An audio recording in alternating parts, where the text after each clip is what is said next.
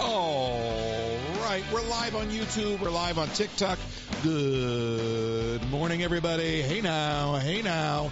Give us a call. We got the entire show ahead of us. That's how an intro works. 253-263-1540. 253-263-1540. Welcome to the show, everybody. Good morning. It feels like the last 4 days have been a year. But that's all right. We'll get it done together. 253-263-1540 or something like that. We are live on YouTube. We're live on TikTok. And I probably should sit a little bit more to the center of the frame. And that's really all I have to say. Good night, everybody. Even though it's morning. I got to tell you something. I know it's an intro, and I'm already ready to start the show. But I am just like over it.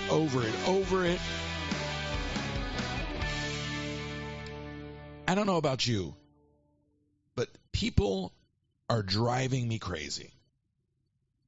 Now I'm hearing a lot of white noise. Why am I hearing so much white noise?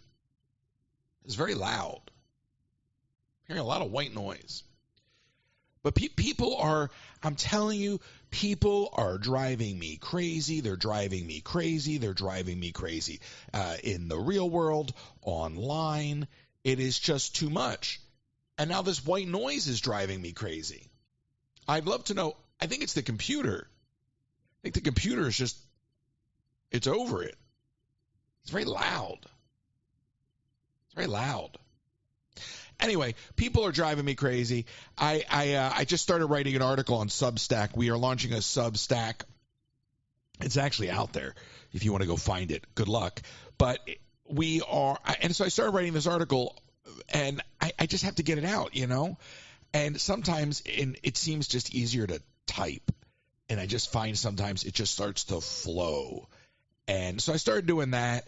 I had a great conversation, a great interview with Jonathan Curl from Robotis yesterday. That is up on YouTube. I podcasted that out. I have another interview later today as well. So we're focusing on the content, we're focusing on the conversation, and we're getting there one way or the other. But I'm going to tell you right now, the white noise that I am hearing from this machine is going to drive me up a wall. Can you hear it? I mean, I feel like I'm sitting on the beach at the ocean. It's like I feel like I got my ear up to a conch shell. That's loud. That's very well. You're right next to it. The phone on TikTok is right next to it. But like the microphone here for the podcast recording it shouldn't pick it up. But that's absurd. I don't want to do this. I don't want to listen to this. I can't even. That's louder than my own thoughts. I got to compete with this for the next 3 hours? Oy vey, Izmir. 253-263-1540. So add computers to the list of things that are getting on my nerves these days. But we'll get through it. I think maybe just the machine's been running too long. I've left this machine on longer than I normally do. This machine could use a reset. If I reset now, we're no longer on YouTube. We'll get over it, though. Or at least, I mean, I'm sure you'll get over it. I'll still be complaining about it.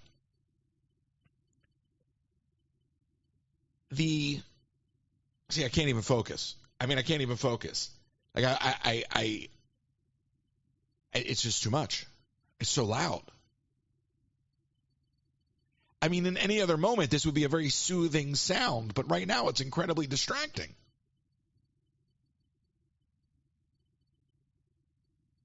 I mean, I could just stop talking and we could just have a moment of zen. Imagine you're on the beach. You have an ice cold something. Your feet are in the warm sand. And the waves are crashing. People listening to the podcast probably can't hear it because of the microphone. They're like, what is he talking about? But it's so loud. 253-263-1540. I don't know how you all feel, but these last few days for me have been really exhausting. The conversation I had with Jonathan yesterday was a really nice just moment of distraction, a moment of intelligent conversation. We talked about physical AI and the implementation of physical AI. Now, what I find really fascinating about physical AI as compared to generative AI, which is what you're used to with ChatGPT, and you type in a prompt and it generates an image.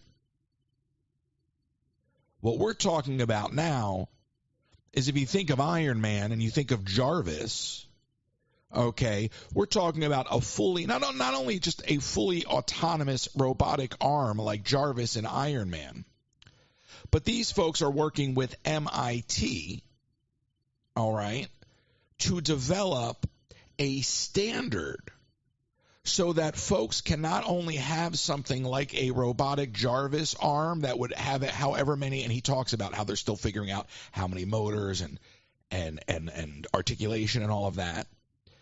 But the idea is to create a standard so that future developers can implement AI in the physical world. So Robotis is working with MIT. And I asked them I said, look, NVIDIA's got stuff going on too. Everybody talks about NVIDIA and AI, but NVIDIA is also in the physical AI space. And he said, look, I can only say so much, but obviously we're working with companies like NVIDIA to set that standard. So it's a really fascinating space to be talking about because it's a very new space. AI is a hot topic. Generative AI is what you would most likely associate with AI. Jonathan was talking about physical AI, and the implementation of those robotic arms is only scratching the surface. We're talking about, we were even talking about it on the podcast, on the interview, is AI organs. Imagine. He said something really interesting to me. They were talking about autonomous vehicles. He said there was a meeting about autonomous vehicles, and they were talking about how you would be able to bring it down to zero accidents with AI in autonomous vehicles. But the problem would then be, where are you going to get organ donors? And that's a legitimate concern. That sounds really morbid. That is not the normal thought process. You would think, oh, great. We no longer have car accidents, problem solved, but you've opened up a new problem. Because that's just the way the market works. And it's a crazy thought, but this is what we talked about at one point. So then the conversation came to AI organs, and we're not far off from you being able to have, I almost just said a peripheral, thinking of like a prosthetic hand. I almost just called it a peripheral, which speaks volumes to where we're going. But to have a prosthetic hand that functions like a peripheral is one thing. To have a prosthetic hand that somebody who needs a hand can use in a plug-and-play way is one thing. To be able to give somebody an AI organ, this is what the future of AI is, right? Because it's not just the difference between on and off. One of the things we talked about was the difference between AI and automation. Now, in automation, you would say, okay, let's use a train as an example, as he and I did. Let's say I need you to get from point A to point B. Well, that's a fantastic proposition, and I can tell it to get from point A to point B, and I can program in a certain set of conditions. But it really can't react because it's automated.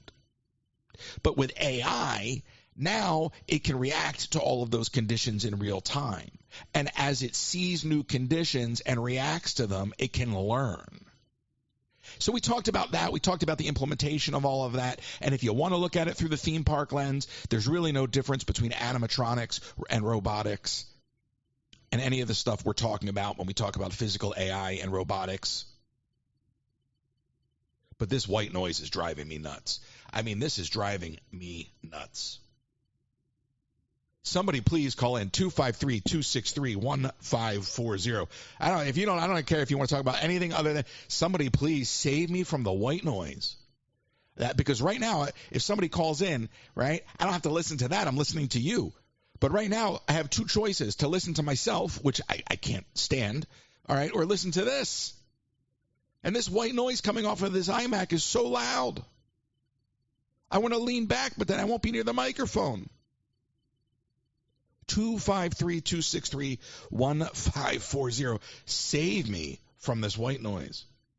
I didn't know. I would have restarted the computer. I'm sure a restart would solve the problem. But it's so loud. It's so loud.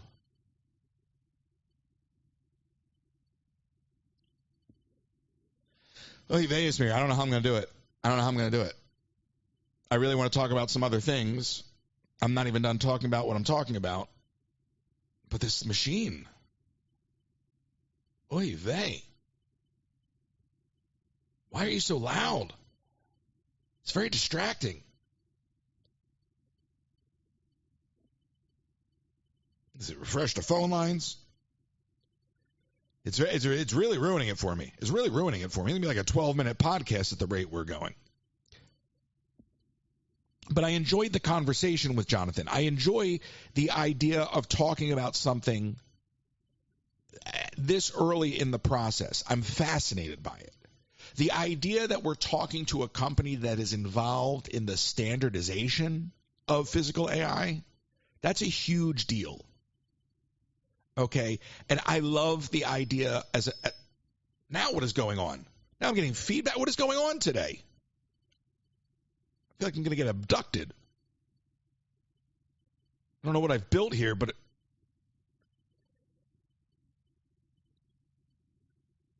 I like the idea of being on the forefront of a conversation.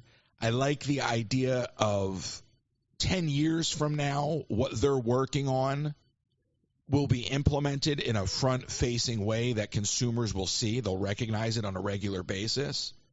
But in this particular moment right now, they're literally still throwing stuff against the wall. I mean that's what he said. He said, "Look, we're not even sure how many joints we want to put in a standard robot arm. So to get to the standardization is where they're at."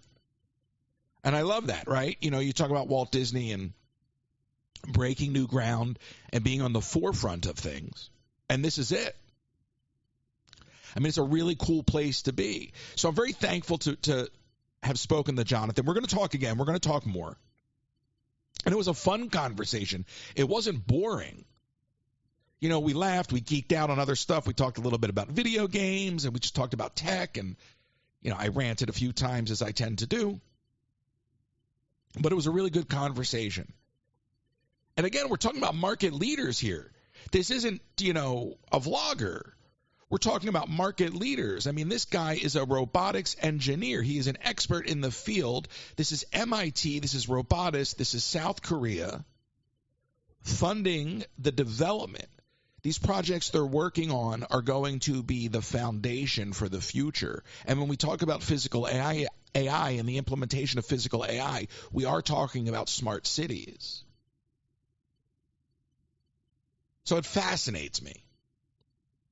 And I know the trite-minded individual will go, what's it have to do with Disney? It's got plenty to do with Disney. And if I have to explain it to you, I don't want to explain it to you.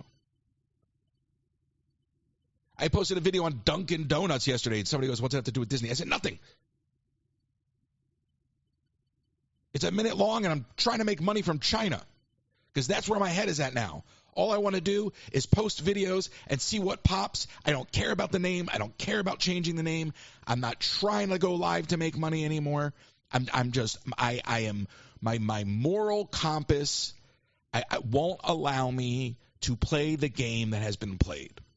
And in 75 days, we're going to go through it again, and I don't want to be here for it.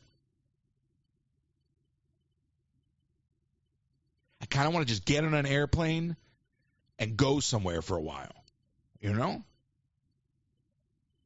You know, I was talking to Leah on the phone, and Leah's like, well, at least go live on Twitch, get subs, get it going. And I'm like, I don't even want to do it. In this particular moment, I don't even want to do it. And and again, you got to build it, right? So it takes time. And I've gotten to the point in this whole conversation, and this is not a new thought, and it's not a new thought to share with the audience, but I've gotten to the point where I'm like, look, I can make my money elsewhere today. I don't need to go live to make my money. Other people do. That's cool. I get it. But I'll do something else to make money today. But I've always been that person. So I'm going to save my dignity, and I'm going to save, my principles when it comes to things like Chinese propaganda, because it's not a Democrat and Republican issue at this point. And I really, really think that we have set ourselves back in a major way in this country. And if that's a problem to have that conversation with people, and all people want to know is when I'm going to be back in the parks, then just hit the unfollow button at this point. Because in 75 days, they're going to hit it for you anyway. I mean, I got one guy coming in the other day, 3 days in a row. No parks. Wow, no parks. Wow, no parks. Well, like by the third time, like, what? I mean, really? I mean, you're grown up. You're a grown up. Let's start acting like grown-ups, folks. There's no reason to be crying over TikTok. Let's start acting like grown-ups. There's no reason to be telling other people what to do with their business. Focus on your own business. I think if people spent more time focusing on themselves and stopped worrying about things like a social media app, then we could rely less on our government to help us. I do think we need better leaders, and I do think we need help. But I think we can be our biggest advocate if we actually have a moment of introspection. And I fear that most people don't know how to look inward or don't care to. The same way that most people don't care to actually work or do a job. Nothing drives me crazier than walking up to a counter waiting for somebody to finish a conversation or get off their cell phone. And I'm not talking about a work conversation. I'm talking about chattering. People don't want to work. People don't want to take the initiative to look up the answers to questions. They'd rather come into a live and ask me what the temperature is in Orlando than open up the weather app. And I don't mind answering questions. I'm just making a point. We have all this access to information, and people are dumber than ever. I don't know how to say it any other way. I try to put a more positive spin on it, but we have all this information, and people are like so uninformed. It is scary. And to not be able to take the time to look something up or to figure something out or to figure out something for yourself or to advocate for yourself. I do think people need help. I'm all for helping people. But I think sometimes people are their own worst enemy. Get out of your way and help yourself.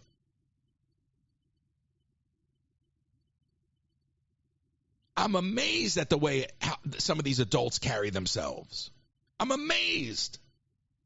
And then the scariest part is you find out they have kids. Children raising children. That's how we got where we are in this country. Children raising children. Now, maybe I sound like a 65-year-old man from Boca Raton.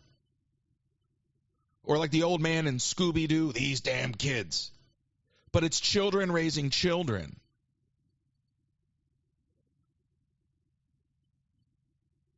And everybody's so stuck in their ways and so stuck in their corner that they refuse to learn anything from anybody else, let alone show appreciation.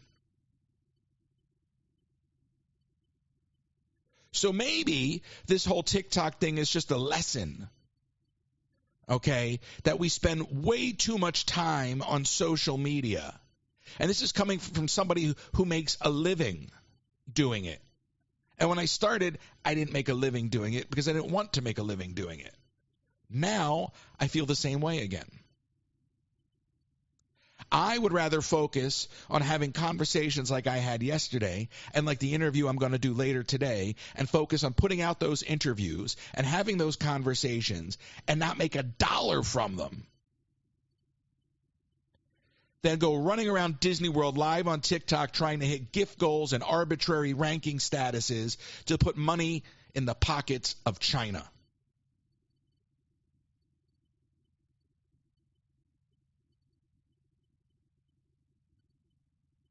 Some of you may call that an overreaction, but if you really care, you'll understand. If you know anything about history, you'll understand. And when it comes down to another nation using propaganda against our people, that's when I pump the brakes.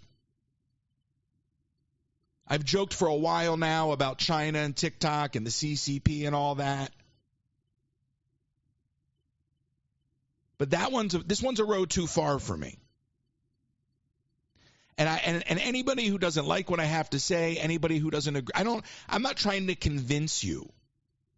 I'm just telling you how I feel.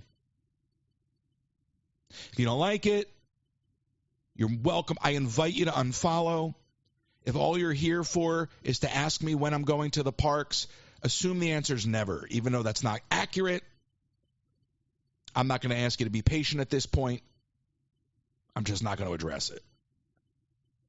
We have way bigger issues. I mean, I'm talking to Kenzie yesterday. I'm talking to Leah. I mean, folks are concerned. And what's wild to me, okay, and I'm just going to talk, even though TikTok is not the most important thing in the world, it is my livelihood, so I'll talk about TikTok for a moment, okay? What's wild to me is how by Sunday, 90% of y'all thought the problem was solved, and I'm sitting on pins and needles all day Monday waiting for this orangutan in the Oval Office. Oh, you shouldn't say that. Shut up. I'm going to say whatever I want. It's my platform. Let me be a human being for a minute. All right? I'm waiting for him to mumble out what the hell the executive order is. So I'm like, wait, what's going on? And in between, in between whatever the hell he's doing, I'm trying to get bits and pieces as journalists are asking him questions.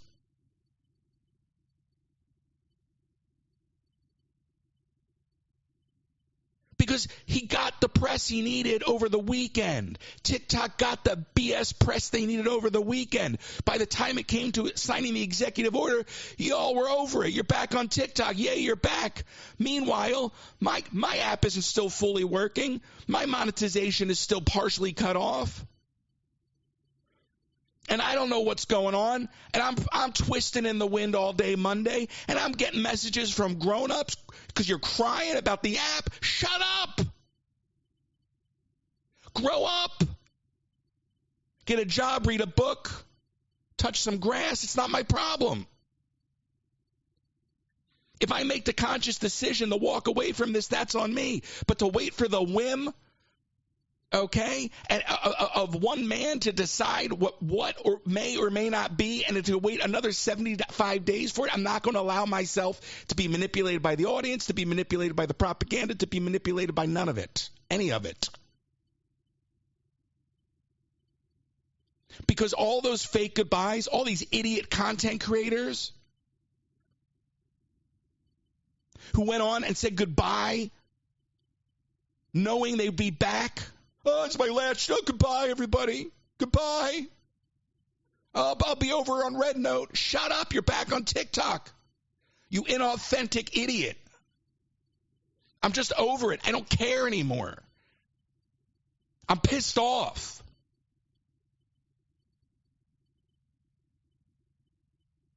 I'm pissed off. You all been played for fools. You've all been played for fools by China.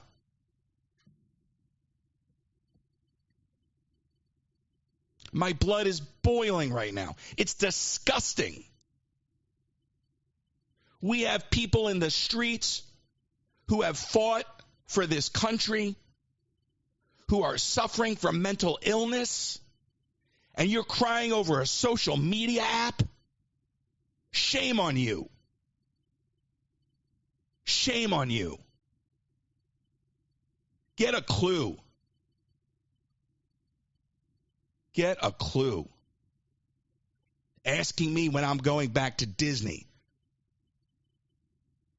When we got people in Southern California who don't know where their kids are going to school.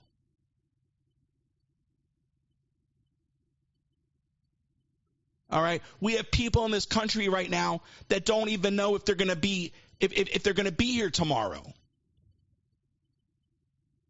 And irrespective of how you may feel on any one of those issues, it doesn't take a rocket scientist to realize any one of those issues is more important than TikTok. And you're crying about a social media app. Disgusting. Of course nobody's going to call in. Nobody's going to call in because I'm going to bite your head off at this point if you try to tell me TikTok's worth anything. I really won't bite your head off. Call in 253-263-1540. Hi. I'm over it.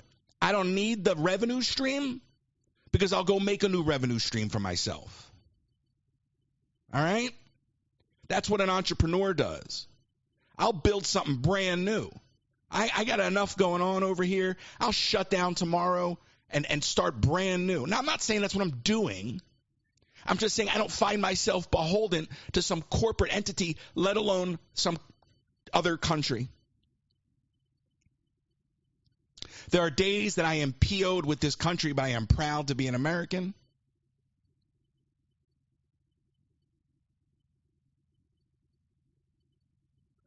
My namesake fought and died for this country.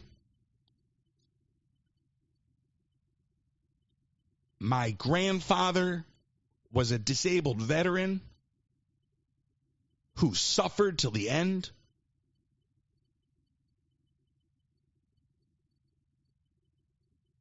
Wake up. Wake up.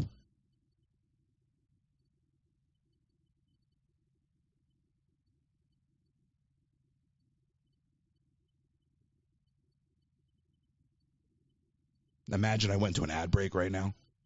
Be like the perfect time to talk about pots and pans and knives. Maybe not the knives.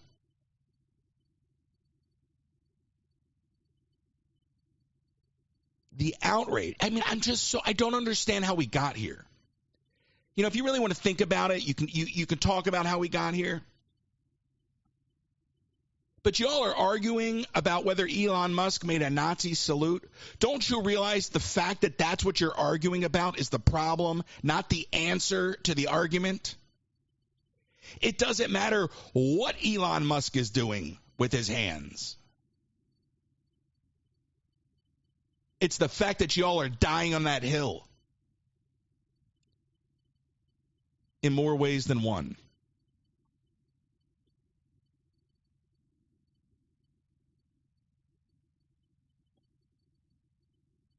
So I don't know what I'm going to do. I'm going to keep having the conversations with the people that I want to talk to. I'm going to keep doing this radio show, this podcast. But I don't care in this moment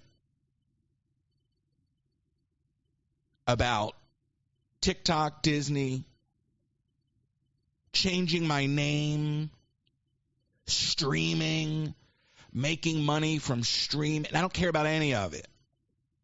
I want to know what my purpose is going to be for the next 4 years and beyond. I have always been a political-minded person. I have worked on campaigns. I've held press conferences with leaders. But I've never really been involved in a way that I'd like to be involved. Okay? And I think for me, when I look around, as much as I appreciate that I've built something, and I look around, and there's so many people that support me, but when I look around, so many of you need some help. You really do. I know we're all struggling. I need help too. But if you are crying about an app, and your life is so connected to social media, then I suggest you find a stronger purpose. I know it's an escape. It was an escape for me. But to be manipulated at this level, I'm sorry. It's disgusting. And if what I'm saying offends you, so be it. Okay, but I'm talking about myself as well, because obviously I'm questioning everything that I've done and everything that I'm doing and everything that I'm intending to do.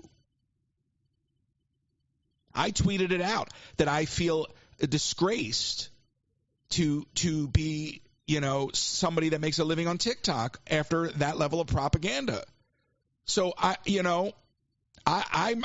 in many ways could just throw my hands up and walk away from it all. I can do whatever I want.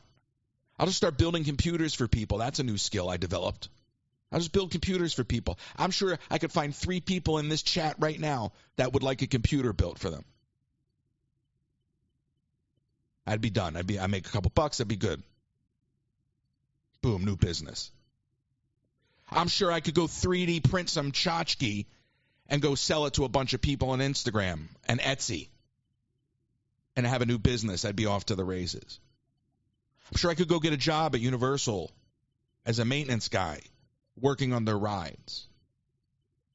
I'm sure I could get a job back in the TV industry working at some level on a TV show doing something. What I don't need to do is to play this game anymore. I've got the security of knowing that I have options. I feel for those that have all their eggs in one basket, because so many do. And we're going to be here in 75 days again. Well, you all may be here in 75 days again. I don't know if I will be. I haven't decided what I'm doing.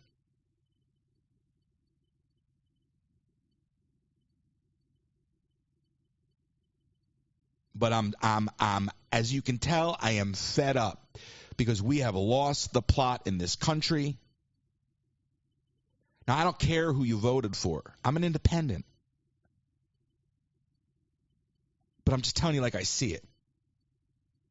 All of our leaders are jokes.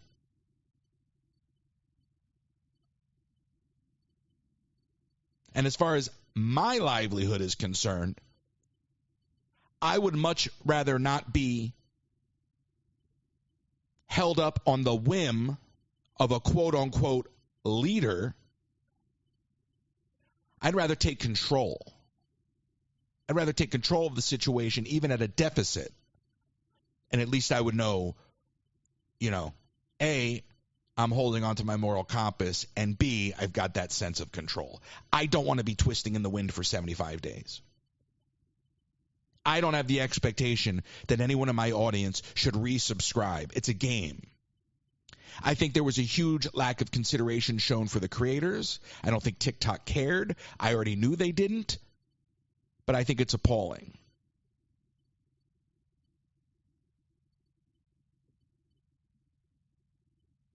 Now, I don't have the number up on the screen. The number is 253-263-1540. 253-263-1540.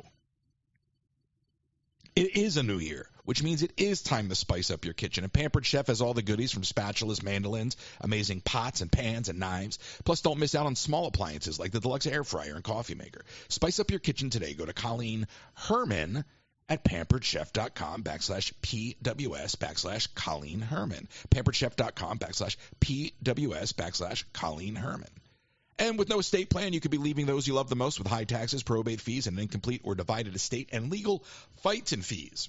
If you live in Florida, contact RK Law for a free consultation to discuss the options and tools you have available to protect your home, savings, and estate for those you love the most. To get started, send an email to russell@rklawpro.com or call 786-566-2456 to set up your consultation. That's russell@rklawpro.com. Last minute shipping from the theme parks. Maybe you need a notary or you're local, you need a P.O. box, whatever it may be. Check out my friends at the UPS store located right behind the Magic Kingdom, 6526 Old Brick Road. That's the UPS store located right behind the Magic Kingdom at 6526 Old Brick Road. And as always, William.bailey Travel is available to help you with any of your destination planning. Disney cruises. A Disney cruise, you're just looking to see the world, and I don't blame you. William provides a customizable experience at competitive rates. Check out William.bailey Travel or fill out the travel form on my website, royces.com. You can reach out to William.bailey at academytravel.com. William.bailey at academytravel.com. Now, shifting gears to Disney for a second. This guy, Tom, at WDW, whatever, the blah, blah, blah, blah, blah, blah, blah. This guy's out there selling Cosmic Ray plush. I saw this on Twitter this morning.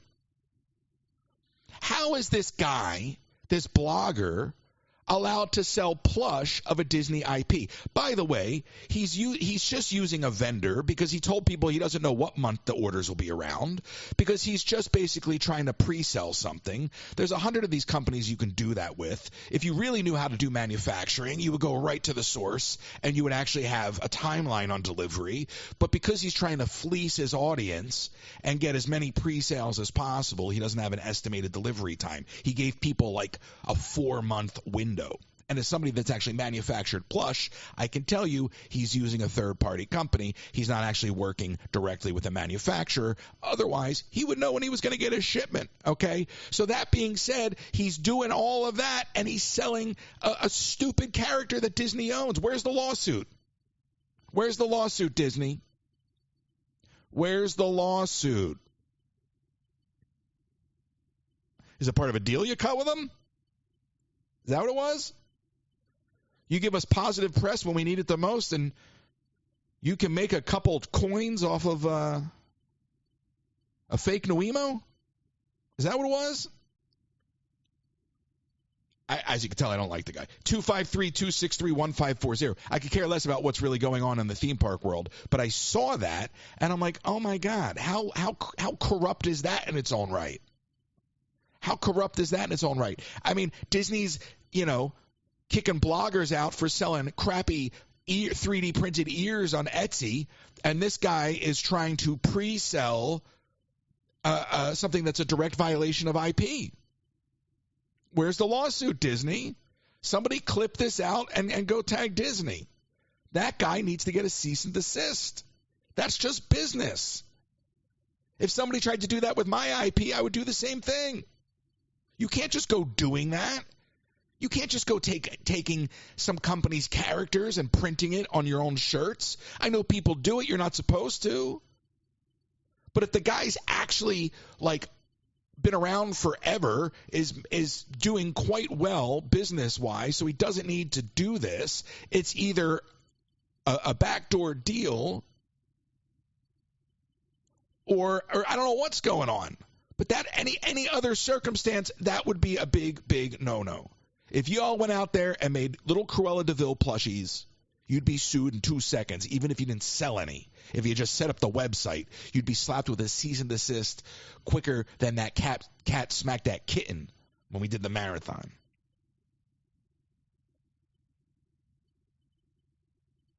(253-263). I'm just trying to make sure that the phone system is refreshing. 253-263-1540, 253-263-1540. Lots of comments. They did say that they would take the app down. They did say, or no, excuse me, Katie, forgive me. They said that they wouldn't take the app down. So what they did was purely a stunt. Purely a stunt. I'm sorry I'm missing so many comments. The number to call, 253-263-1540, 253-263-1540. No, they assured us. I sat in TikTok headquarters. I've told you all this. I'll tell you again. But I sat in TikTok headquarters and go, no, they're not going to just pull the app overnight. This is what would happen. It would disappear from the stores. Is it even back in the stores? I don't know. Is it not back? Maybe it's not back in the stores, which is crazy. Does anybody know? No, you're good, Katie. Here's the thing. They could have just said, can we get an extension, right? Let the law go into play, right? Let the app stores do what the app stores are going to do and not do anything on the front-facing TikTok side for the viewer. Everything they chose to do was an orchestrated PR stunt because none of it factored into the actual way things were meant to play out. There was literally no reason to turn off the app. It was based on the app stores and access to the app. So an extension, like the idea of them going, oh, thank you, we got an extension. They didn't need to shut the app off to get to that point. They shut the app off earlier than the law, okay, and then they turned it on earlier than the new administration. So if you go just look at the sum of all the parts, it's all BS.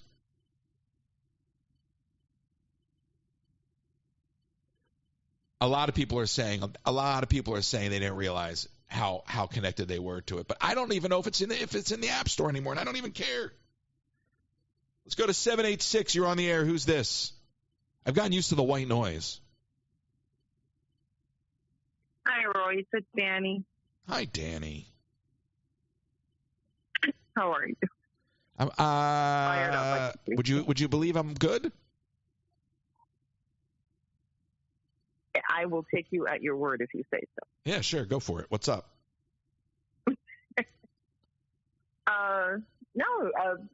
Just been listening to what you've been saying this morning, and I mean, I just wanted to I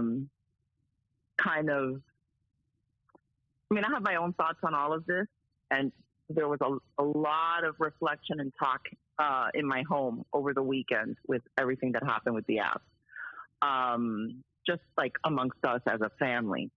And I know it's been several crazy days, but aside from trying to deal with real life and realizing that the app is not really real life, even though it's been inserted into our lives and it's become part of our lives at the end of the day, it should not be that important. So there was a lot of talk about that in my home. And the fact that you're talking about it a lot, which I understand is completely different because I'm looking at it, or at least we are, from kind of like the perspective of almost like an audience, where I'm very conflicted between us just being social media consumers and then the people that use it for their livelihood. I do have a lot of empathy for that, because I know a lot of people that I do follow where it's like their total stream of income that I know that they were just freaking out. And just me being a mom, it kind of like I see a lot of these young people trying to make their way, and it made me sad and nervous for them. But I also am a big believer that social media in general is not exactly the best thing for people's kind of like mental state if they're kind of teetering on a bad place. And I don't know. I love it for the information that I can get, where I sometimes don't get it on mainstream media, but at the same time, I can see there's so many pros and cons to it. It's hard to disassociate yourself, but I'm older, so I know I can get along without it, and I'd be perfectly fine, because I lived in a world when it didn't exist, when a lot of things didn't exist that we have now, so I know I'd be okay. But I can see just over the last 3 days, it's evident that there's too much connectivity, but not for the right reasons. So I'm not happy to stick around for 75 days and see this kind of meltdown happen again. And I hope everyone that is using it for a stream of income takes this opportunity for the next 2.5 months to kind of figure out what they can do in their lives to help themselves, not have to depend on the whims of, billionaires and politicians for their livelihood. Well, that's well said. But to the folks that, over the next 75 days are going to try to figure out how to diversify, sadly, it's too late, I mean, because there's no way you can take what you've built and copy that in 75 days on another platform and mirror that revenue. It's just not possible. So a lot of these folks in 75 days are going to find themselves in the same problem. So I question the idea of anybody, if you're looking at it like an investment, and again, I'm not even talking about myself right now. So if you're just looking at it like an investment, and I should be talking about myself because it applies to me, but I try to put on this aura of like things don't bother me, especially if I'm actually numb to them, and I'm just numb to it. So yeah, in the back of my mind, I'm looking at my bank account and looking at my life and looking at my spending and going, what are we going to do here? You know what I mean? But I'm also as an entrepreneur, wired to wake up in the morning and go, where am I going to make my money today? Not everybody has that. So for those that could find themselves out of a principal revenue stream in 75 days, there's no to replicate that elsewhere. It's near impossible unless you've already got it. I mean, it's just so you're starting over anyway. Why would you invest more time in something that could go away? At this point, you should be elsewhere. A lot of people said TikTok's going away, you'll catch me over here. And I'm talking about streamers and creators and whatnot. Why? And if you really did go there, did you stay there? Or did you come back to TikTok so you only went for 2 days? Then it just shows like bad judgment. You know? So it's a business decision and it's a judgment call for me. And I look at it like, I'll use TikTok. Like I said, I'll post videos about anything at this point now. I don't care about don't tell me to change my name. Don't tell me to change my name. I'll do whatever I feel like doing on that app if I can make a buck off of China. All right. I'll post a video about koala bears. All right. If it's going to get 1 million views and get China to put some money in my pocket at this point. But I am not going to expect my audience to sign back up for anything on TikTok. How can I? That would make me a crook.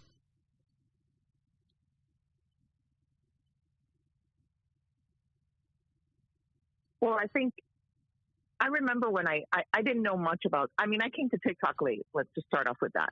So I usually jump on any social media platform way after it started and has kind of hit its peak. I come on the back end. And I remember distinctly when I came on TikTok, and the reason why I did, which has nothing to do with the conversation, but just so you can see, it was during the Amber Heard and Johnny Depp trial, because I was trying to get different perspectives that I wasn't getting on social media. And a friend of mine just said, just go on TikTok because everybody's talking about it there. So I had downloaded it before and I'd never used it. So I went on. And then, of course, I immediately, within like a couple of days, I realized this can be absolutely addicting. Addicting, because you find yourself scrolling and scrolling and scrolling and scrolling. And then your brain gets so scattered that I can see where that pull is to be on it all the time. And then your life, if you don't have a lot of things going on, can just, you suddenly realize I've sat here for hours and been on this app, and what have I done with my life? Like my but that's just life. Every app. The scrolling thing is every app. I think the extra layer, from my perspective, that makes TikTok extra toxic is that you've got, particularly with the lives, okay, you have this ecosystem where people get invested both with their time and their money. And then if you're not live, they've got something like the Discord to bridge the gap. And that's why I can't stand Discord, because Discord keeps the live toxicity going when the live isn't live. And then what happens is it's like one long reality show for people. But from the creator perspective, like, I'm just a human being trying to live my life. So if I said I'm going to be live at 9 and I start getting messages at 9:01 that, where are you? Why aren't you live? Like, it's insane. Like, I'm not a TV network yet, but like, I'm one person. I'm a human being trying to figure it out. And then these people get so attached to you, and it's like, bro, leave me alone. But that just proves the point where when you are, I'm just going to deal with adults, okay? When you're an adult and you're living your life, and this is part of it, okay, just any social media app you're on, whether it's TikTok or not, and, you have certain people you follow and people that you really like and topics that they cover that you are interested in, and you're always looking for them, or you want to support them, whatever it may be.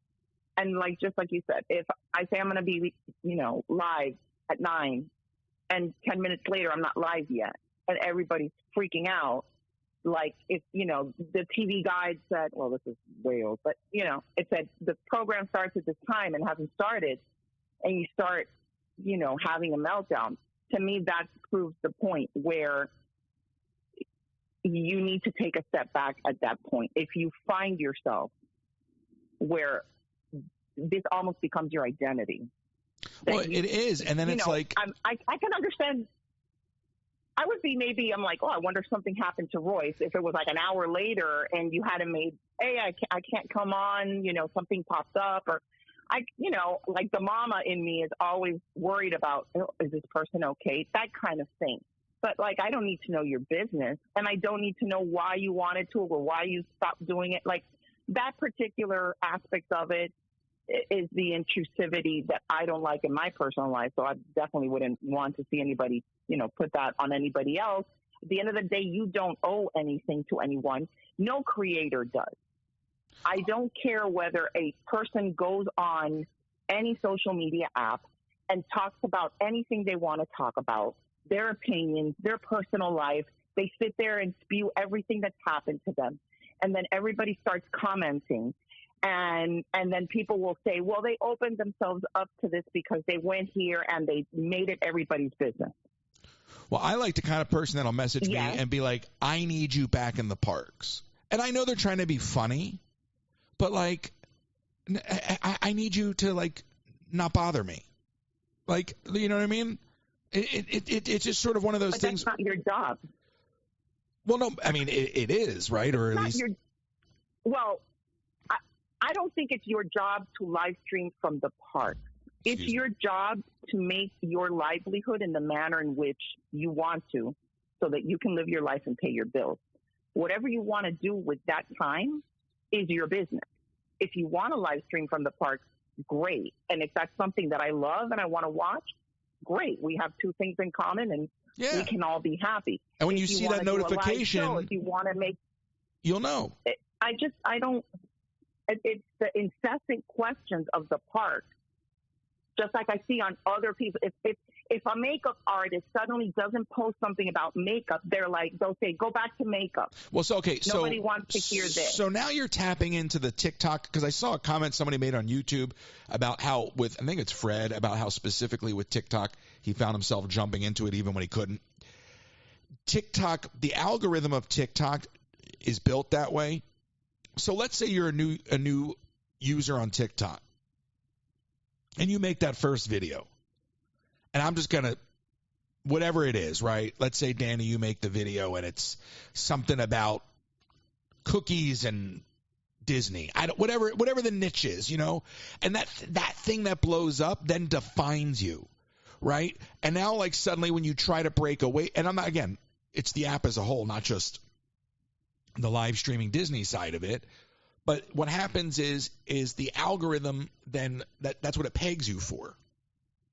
So whatever that thing is that works for that video, however niche it may be, if you got hamsters running on an LED wheel, all right, and that's the video that blows up, or you're two people that go to Costco and yell boom on a review, and even though that guy was doing real estate videos. And then he made one video and it blew up, and he rode the wave. And it's a fascinating study because he's taken it really, really far. But if you really look at how surface it is, and he's going to take it far, it's so surface level, but that's why it works. But the algorithm got him there. And it wasn't any other platform. It was TikTok. One video blew up and redefined his page. So TikTok's fascinating that way. I'm at the point now where I'm like, I'm just going to make videos about whatever I want for the next 75 days in the hopes that one of them blows up and I can make $1,000. If I can make an extra $1,000 with a video blowing up, I'd be thrilled. I don't care what it's about anymore. Like, I just am tired of going live with the expectation that my audience is going to be there. You're one of my biggest supporters. Show their support and not question what just occurred. I have a huge problem with that. I mean, I'll be honest. I don't care what you do, but that's just me. I mean, when you do Disney stuff or Disney related stuff, it's great because I'm a fan. So of the whole brand, as I can tell you are, which is where the passion lies. And that's fine. But if you don't want to do that anymore and you want to talk about different things, that's fine too. I mean, I'm sure I've said this a million times when we've spoken or when I've been in the chat.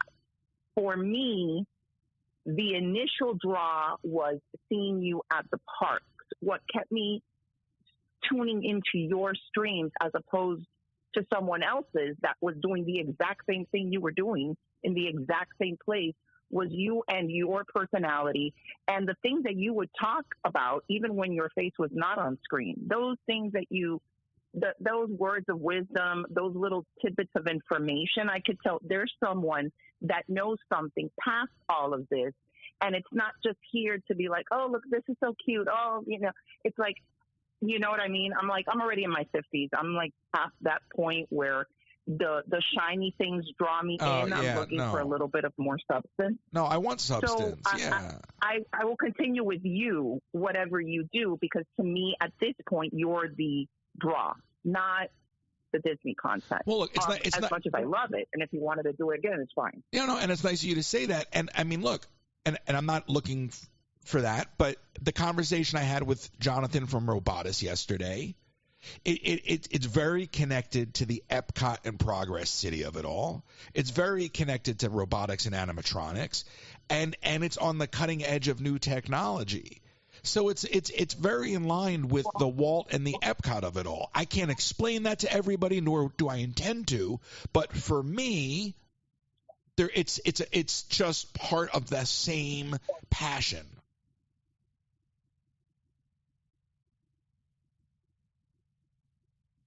There's an example that I tell people a lot when I go to Disney, and you can always tell when you travel with someone or you visit the park with different kinds of people, the type of experience that you're going to have depending on who your travel companion is. I don't know if you've ever experienced that, but if I'm going with someone and all they're fixated on is, do I have a lightning lane? Did I get a fast pass? Like, oh, we're going to miss this ride. And it's this constant level of high anxiety because they have like a laundry list of rides that they need to get on. And if they don't get on those rides, they will say, this was the worst time I've ever had. And I'm more of the person that like, I could literally go to any of the parks and not get on one attraction the entire time that I'm there, spend almost $200 and still have a good time. Oh, yeah. Because I'm taking all the little things in. And I've been there hundreds of times, hundreds.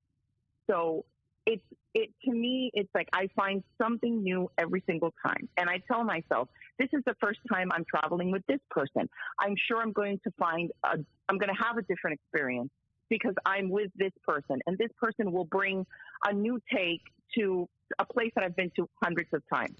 And I always find that is the case. So I feel like this is with everybody in every aspect of life. It's the same thing. It's like, oh, how are you going to take it? Like, what are you going to have a miserable time anywhere you go because you have these high expectations? Like, don't get me wrong. I don't want to pay $200 and for a park entrance and feel like I didn't do anything. But at the same time, if it's a day that it's packed, then just, shift gears and say to yourself, okay, I'm not going to get on every single ride, but maybe I can let me find tell you something different that I haven't done before. As you know, and I've lived here now, I don't even know how long I've lived here. I've been here a while now, and I've been to Disney World several hundreds of times, if you're just counting days, okay? I've almost, I'm not going to say I've seen everything because I've certainly not seen everything, but I've seen more than I ever thought I would ever see because Disney World to me was larger than life as a child. The best experiences you can have in Disney World exist outside the park. Period. I could spend a day.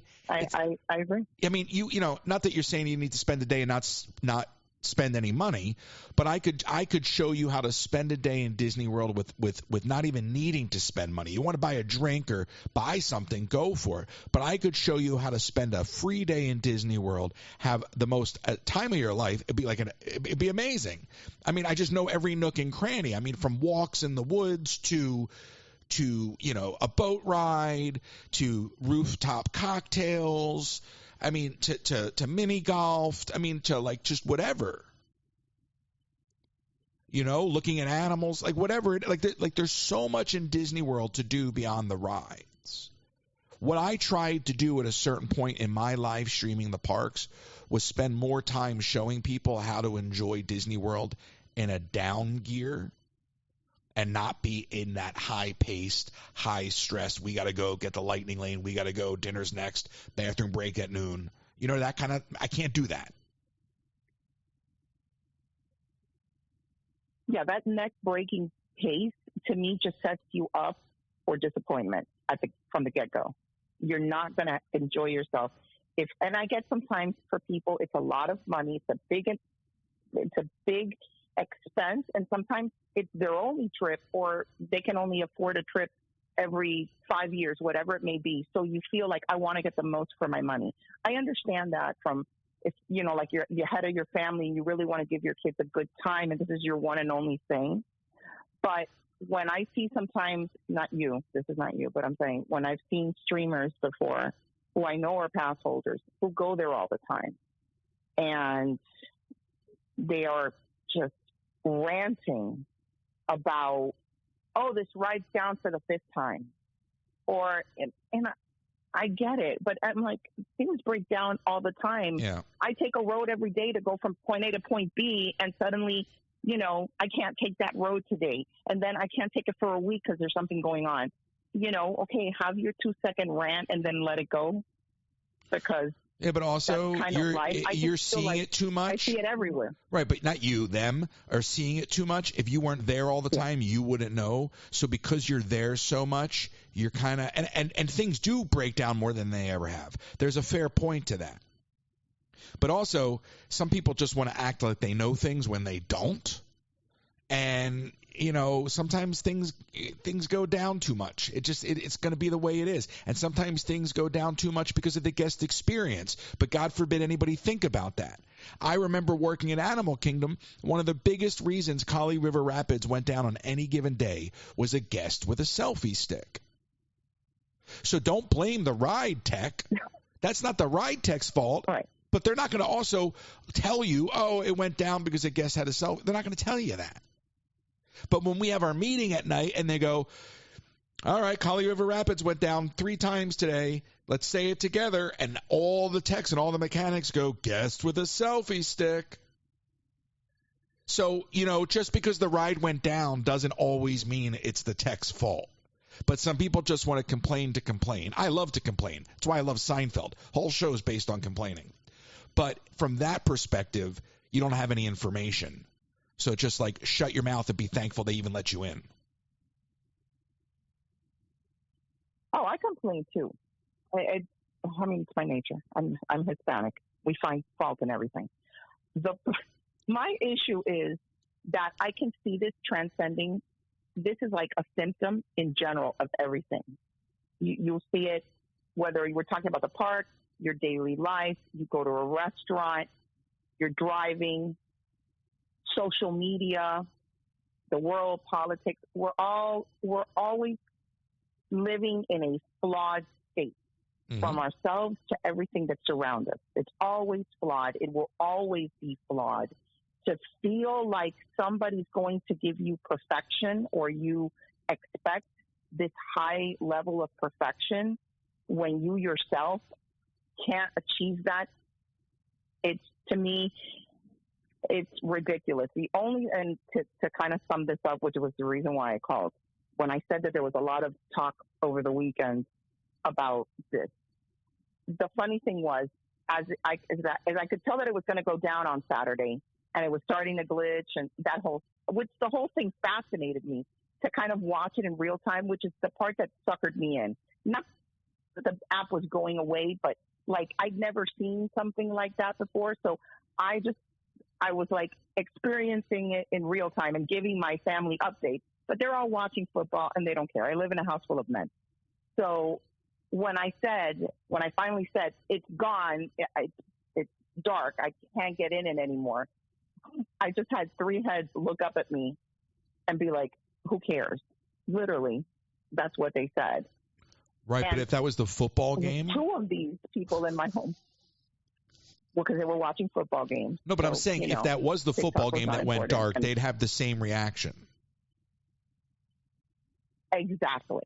But, they're like, who? But then as we talked about it on Sunday, before it came back up, and then I'm like, oh, look, it's back up. Again, they didn't care. But the conversation that we had, which is the one that I found very interesting, is 2 of the men that live in my home are 16 and 19 years old.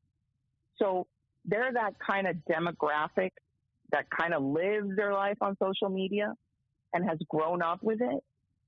My kids don't have social media. I haven't banned them. I haven't prohibited them from having social media. They just don't have it. The only thing that they ever go on is YouTube because, they're gamers and they like to watch people play games and stuff. But their school obligated them to download Instagram because that is the only place where their schools post updates. So they were forced to get Instagram, which they didn't want to do. They don't post anything. They have 0 things on their pages. They simply use it to get the school's updates for anything that's going on. That seems like the most illogical place for a school to post updates. Like, just post them on your website or post them on, like, I don't know. I was going to say Twitter, exactly. but I mean, I had a conversation with the principal. I asked the principal about it the first day that I heard about that, and I'm like, my kids don't have social media. Now you're kind of forcing them. I'm like, what's the thought process? And they said, well, these kids are all on social media, so this is our guarantee. I'm like, yeah, but my kids aren't. So now you're kind of forcing them to get on the very thing that you have, you have meetings about this, about kids using social media and how harmful it is. And now you're telling them they have to use the very medium that you're warning them about in order to get school updates. Like, it makes absolutely no sense. But I knew that was a hill he's probably a meta investor.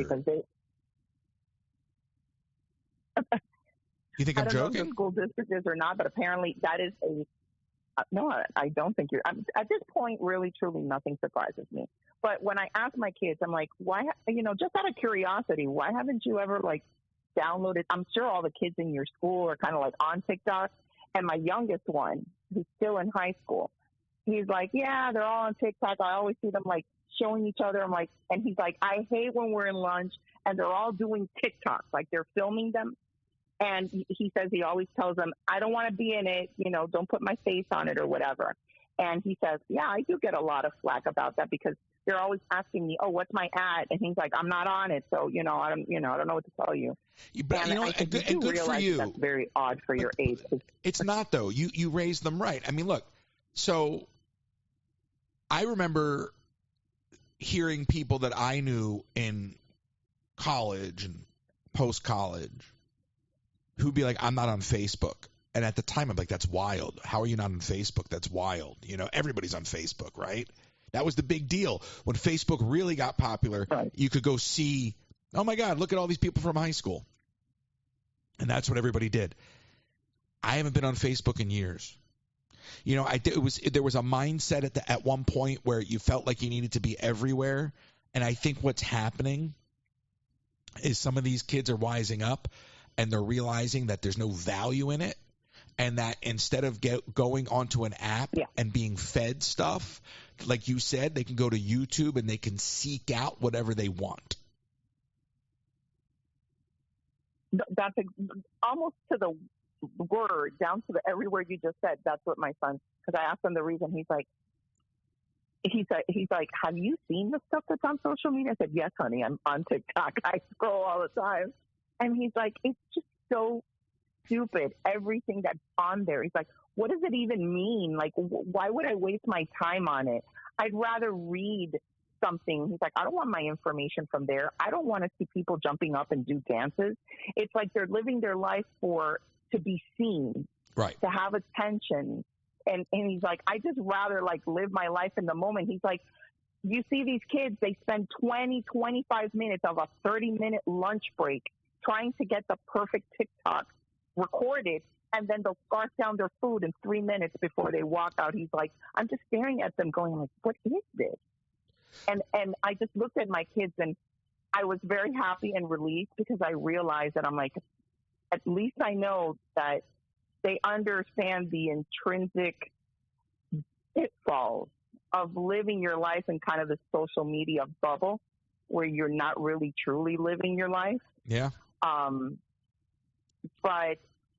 And then I was like, but you have to understand that some of us do like seeing kind of like the dumb things, or, you know, it is an escapism. Right. But we used to get dumb things. We used to get dumb things on, you know, what was it, Alan Funk? Is that America's Funniest Home Videos? Yeah. Okay. So we used to get it like that for a half hour. Oh, so those clips that used to be like, oh, they might get like 100,000 clips sent in every year, and maybe 1,000 of them make it to air. Now all 100,000 of those clips are on social media. It's like social media has just become America's Funniest Home Videos with no producer. Because you would make your home video and it was funny to you and your family. And if you showed it like on the holidays, oh my God, look what I caught. That kind of thing. Not 100,000 people, 1 million people didn't know about your home video or didn't know about what was going on. Whereas now, I think their point was saying they're making content in order to get the clout, the popularity. It's like their life is that. Instead of capturing a moment in their life, they're creating this moment, and then it becomes their life. I don't know if I'm kind of explaining. No, you are. Well. Listen, I get it wholly. Look, unfortunately, my whole life is social media. I mean, I'm sitting here talking to you, and I'm thankful for the conversation, but I'm live on YouTube. I'm live on TikTok. When I'm done, I'll record this and put it on a podcast, and then I'll have a break, and then I'll go do another interview and go post it and do all blah, blah, blah, blah. It's all online. As soon as I turn all that off, do you know how quiet it gets for me? That I wind up diving in and out of apps. Even though I'll complain about people messaging me, I'll dive in apps to see if I have messages. Almost like I'm diving in the app to see if I have a message to complain about. So like then you just drop the phone. Like I'll just be like, enough with this thing, you know? I just want to go out and have a nice dinner. I just want to go out right now to a nice dinner. I'd look like a lunatic. I'd be talking to the wall. It'd be like that Curb Your Enthusiasm where the guy has the earpiece in and he's at the table and he's talking to himself. And then Larry starts talking to himself and he goes, I'm not doing anything any different than you. And the guy's like, I'm on the phone. He goes, nobody else knows that. That would be me. Because right now I just want to go have like a normal human experience. And unfortunately, I find myself twisting in the wind of all of this social media, and I'm just dying to unplug and go crawl into a hole for a few days.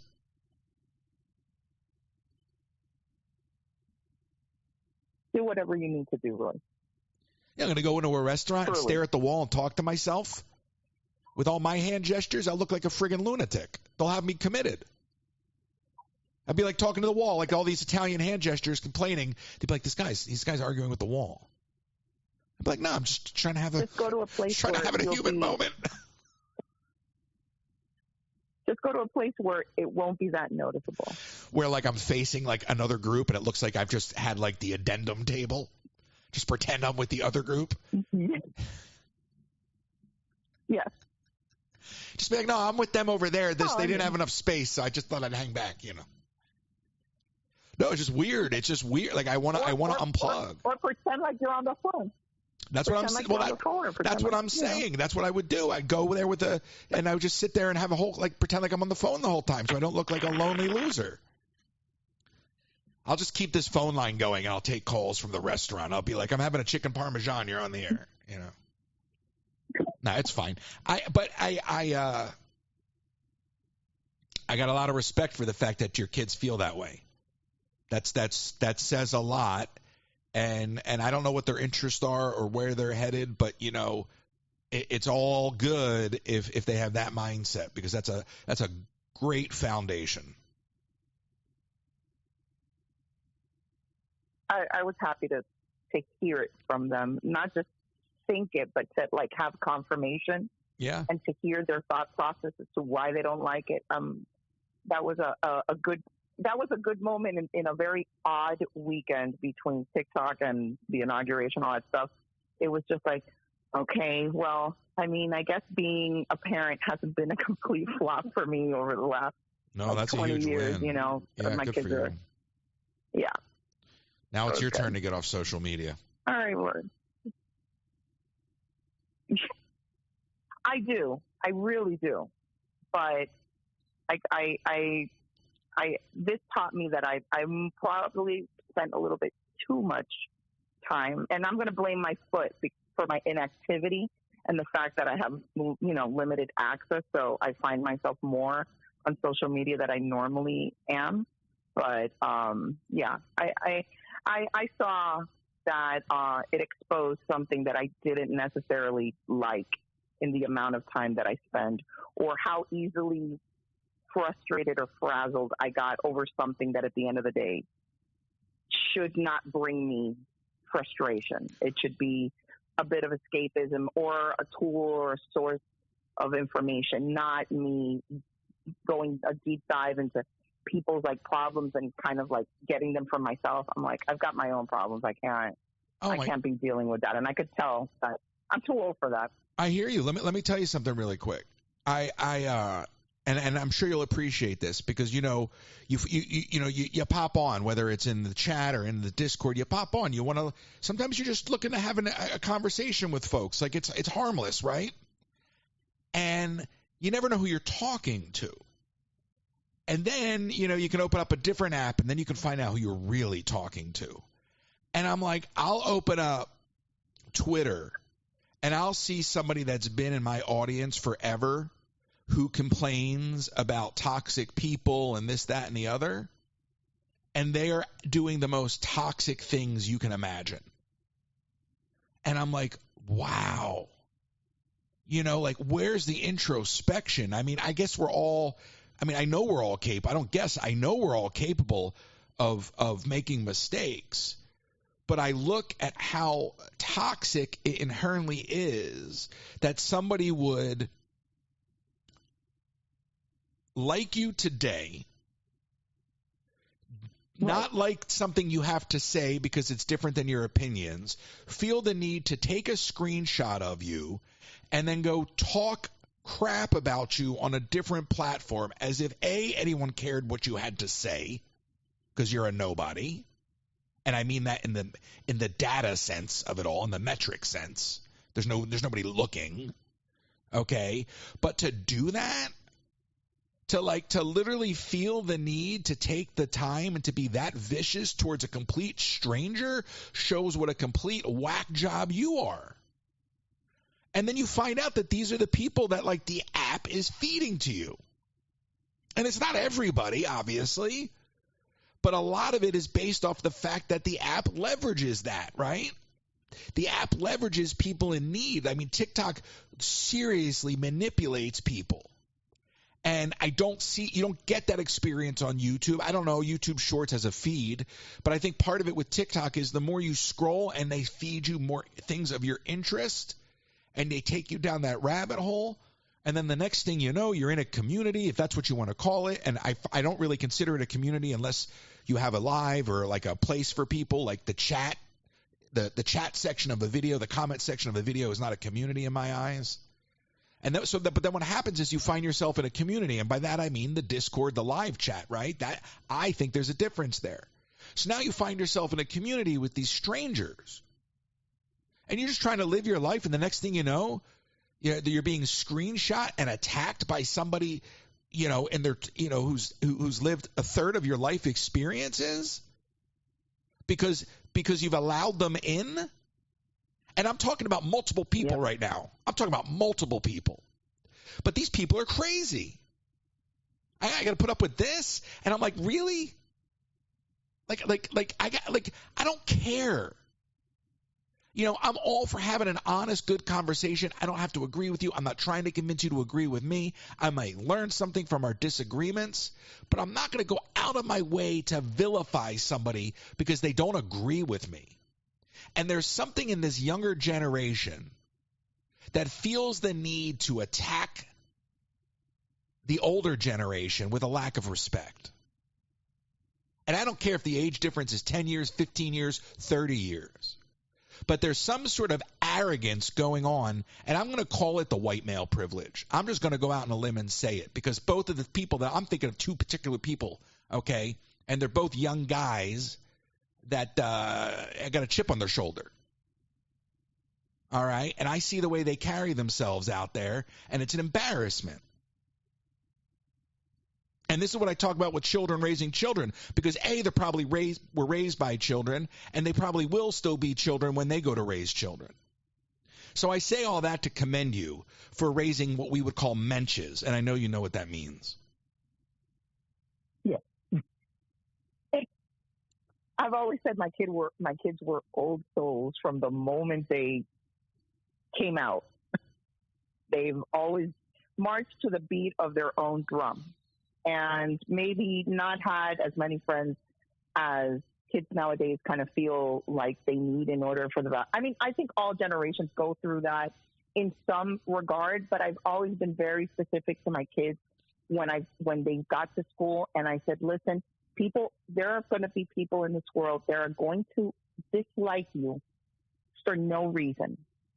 You could literally stand there and ask them, what did I do that makes you dislike me? Can I work on it? Like, can we talk about it? They just don't like you for the sake of not liking you. And if that affects you to the point that you can't function because you know that there's someone out there that dislikes you, that's what you need to work on, because you've now allowed them power in your own life. Oh, when correct. They but don't live your life. They don't know. 110%. But the flip side of that is there are people out there that because they feel that way, they then take the time and the energy to then go vilify somebody. And it's like, not only do I not like you, but instead of being passive about my dislike, I'm going to go create content around it. And I'm thinking about something I saw this morning on Twitter. You know? And it's like you really took the time to make, I mean, even if it was 5 minutes, you really took the time to create content around how much you can't stand somebody that doesn't agree with you, even though you don't know this person. Shame on you. Yeah, that's the one that really gets me. It's going, I mean, I'll try to say this as quickly as I can. That's fine, because I'm done after, unless there's another caller, Danny, we're wrapping up together. So please. Okay.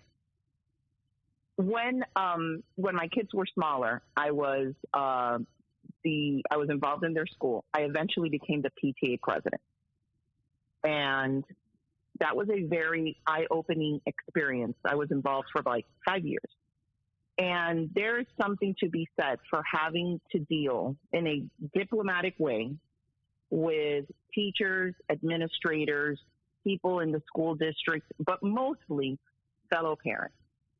That is probably one of the most toxic experiences I ever had. I was happy to help the teachers, happy to help the students. I was brought up to be very much into helping others, volunteering from a very young age. And I've tried to teach my kids to do the same. And I figured if I have the time, I'm going to teach my children this by example. I'm going to show them that you can do things for the betterment of other people. And so I became involved. And those experiences that I had during that time were very eye-opening. Some gave me some of the best friendships I've ever had and still have to this day, even though my children are way out of elementary school and the only contact we have is because we made true friendships. But then you see other people, other parents, and you're like, okay, so this is the way they choose to raise their kids and that whole kind of thing. And I made the mistake very early on when I was still in my 30s and kind of younger. I made the mistake when I was in that position, and people would say, "Oh, are you on?" I think it was just Facebook at the time. Are you on Facebook? And I said, yeah. And they were, oh, like, can I send you a friend request? I'm like, yeah, sure. I did not see the harm in it at that time because it was a very new experience, I think, for everyone. Yeah. And I only had connectivity at that time with my close family and friends from high school, that kind of people that you just wanted to keep connected with and share photos and stuff and stupid memes and things that would come up. So I made the mistake of accepting friends from these people that I just knew in a very kind of cursory kind of way because they were fellow parents. And I remember distinctly one time this mom, who I thought we were very cool with each other until she messaged me. And it was the first time that I even knew what Messenger was. I got this weird thing and I had to like download it and like whatever it was. And she said, she went on this rant about how she thought it was terrible that I, as the PTA president, was saying, like, using foul language in my post. But you're exposing yourself to that. That's the crazy thing. Right. See, the only place I post is on Facebook. I don't have a single post on Instagram, and I don't have a single post on TikTok. And this is very deliberate. But again, I stopped doing that after that point. I deleted unfollowed all those people, but I didn't answer her for a few days because it took me aback. And then when I finally saw her in person, and then she acted like if nothing was wrong, which that just threw me for a loop. I'm like, is this lady like manic? Like, what's her problem? It shows you how crazy people are. And then she was freaked out because I think she thought, okay, I'm going to say this to this person. I'm going to type it, send her this message, and then she'll respond to me in a message. And then it'll exist in this bubble outside of, our school relationship. Right, but that's it. And I just went right up to her, and I said, listen, I'm very old school. I deal with it like face to face. So I didn't know you felt this way about me, and it seems like you've been harboring this for a while, and you had to let it out. So now that we're here together, you want to go to the corner and grab a cup of coffee, and then maybe we could talk it out. And she was like, oh, no, I don't have any problem. I said, you just sent me a message that said that you thought it was, and I quote, terrible that I was using foul language in my post. And I'm not going to say the things that I said in the post, but I told her, listen, I'm a 38-year-old woman who's lived a good chunk of life, has given birth twice.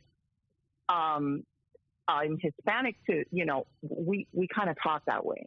And I'm talking to my fellow family members and my fellow friends that have known me for 20, almost 30 years, some of them. If I can't say this or this in my post on my page, which are people that I have allowed in, and you have something that you think that's wrong or that makes me a lesser person because I'm letting my quote-unquote hair down with my family and friends, it's not like I'm saying this to the 7-year-old in second grade. Just don't follow me. Just unfollow me. There's a time and a place for it. Yeah. And I said, I don't know why you thought that you had the right to say that to me, but the fact that you chose to do it through like a text or whatever it was, and you couldn't say it to my face. And I said, you look like you're young, and this is your first kid, and this is your first experience in like the real world in this setting. I'm like, you need to grow up. Okay. And you need to realize that when you want to say something to a person, you go up to them and you say it to their face. Yeah, but they hide behind their keyboards. Right. So at that point, I never, ever again accepted a friend request on a place where I routinely posted, especially pictures that included my children and were in family settings. I never did that again, and I learned a big lesson early on in social media to keep my personal life very separate from anything else. And again, this was a volunteer job. I wasn't getting paid for this, so there really wasn't anything on the line. I even went so far as to go to the principal and say, look, this happened. I don't know if this person's going to have an issue. And the principal looked at me and said, like, I don't care. You can say whatever you want. It's your own thing. And if she doesn't like it, she can go fly a kite. Just don't read it. So, right.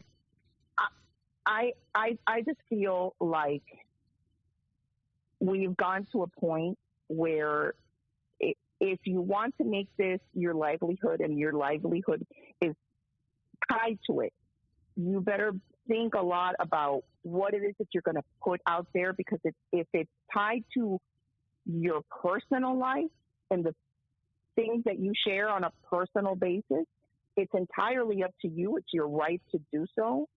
But I would treat making money on social media as a job, as like a true job where you kind of clock out and leave it behind. Whatever you feel comfortable sharing, just know that somebody can come right behind you and twist it and make it into something. But that's everything in this world. I mean, that's the problem. I mean, like, look, you literally can get drugged through the mud for something you tweeted 20 years ago.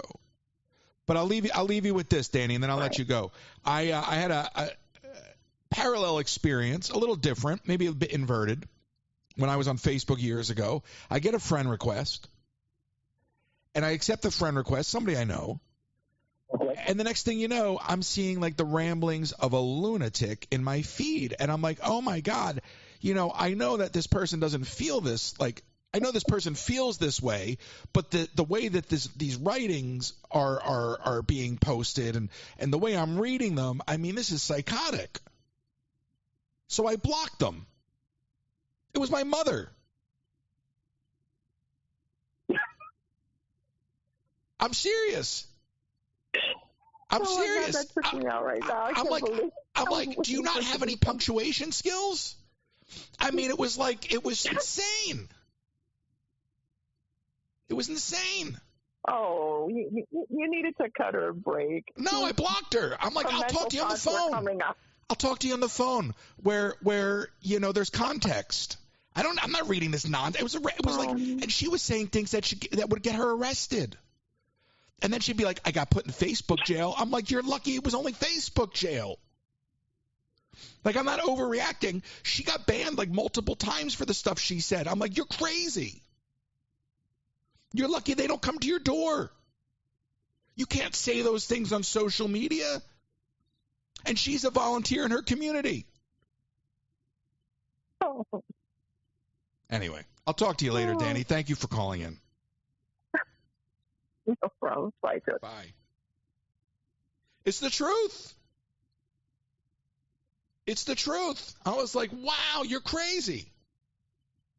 By the way, you want to know what's crazy? The deals you can get from pamperedchef.com on spatulas and mandolins and amazing pots and pans and knives. Plus, don't miss out on the small appliances like the coffee makers, the deluxe air fryer. Spice up your kitchen today. Go to Colleen Herman at pamperedchef.com/PWS/Colleen Herman. pamperedchef.com/PWS/Colleen Herman. And with no estate plan, you could be leaving those you love the most with high taxes, probate fees, and an incomplete or divided estate and legal fights and fees. If you live in Florida, contact RK Law for a free consultation to discuss the options and tools you have available to protect your home, savings, and estate for those you love the most. To get started, send an email to russell@rklawpro.com, russell@rklawpro.com, or call 786-566-2456 to set up your consultation today. Last minute shipping from the parks.